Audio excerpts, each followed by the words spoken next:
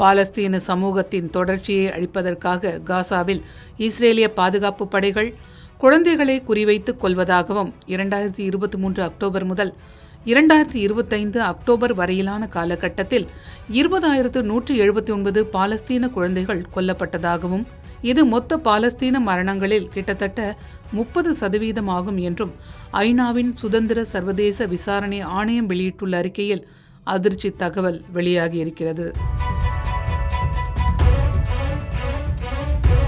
2023ஆம் ஆண்டு இஸ்ரேல் மற்றும் காசா இடையே தொடங்கிய போர் 2025 வரை நீடித்தது. இந்த போரில் 72,000க்கும் மேற்பட்ட பாலஸ்தீனர்கள் மற்றும் 2,000க்கும் மேற்பட்ட இஸ்ரேலியர்கள் உட்பட 74,000 பேர் கொல்லப்பட்டனர். இந்த சூழலில்தான் கடந்த ஆண்டு அக்டோபர் மாதம் இஸ்ரேல் மற்றும் ஹமாஸ் இடையேயான முதற்கட்ட போர் நிறுத்த ஒப்பந்தம் அமெரிக்கா உள்ளிட்ட நாடுகளின் தலையீட்டால் எகிப்தில் கையெழுத்தானது.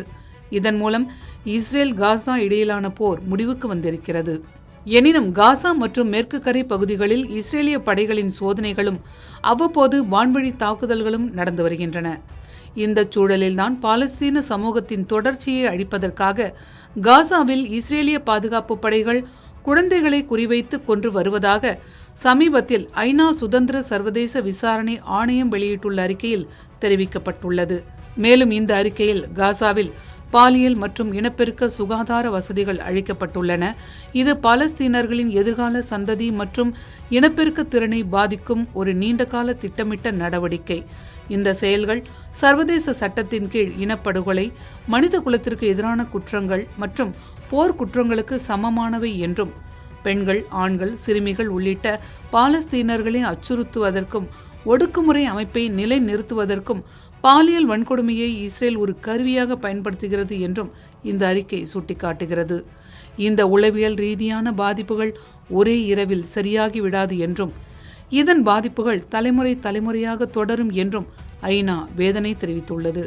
இந்த அறிக்கை குறித்து ஐநா சுதந்திர சர்வதேச விசாரணை ஆணையத்தின் தலைவர் ஸ்ரீனிவாசன் முரளிதர் கூறுகையில், பாலஸ்தீன குழந்தைகள் இஸ்ரேலிய பாதுகாப்பு படைகளால் திட்டமிட்டு குறிவைக்கப்பட்டு கொல்லப்பட்டுள்ளனர் என்பதை ஆதாரங்கள் காட்டுகின்றன என தெரிவித்திருக்கிறார். எனினும் ஐநாவின் இந்த அறிக்கையை அவதூறு நிறைந்த போலி அறிக்கை என்று இஸ்ரேல் விமர்சித்திருப்பதுடன் உறுதிப்படுத்தப்படாத இரண்டாம் தரப்பு ஆதாரங்களை ஐநாவின் சுதந்திர சர்வதேச விசாரணை ஆணையத்தின் அறிக்கை அடிப்படையாக கொண்டுள்ளதாக குற்றம் சாட்டியுள்ளது.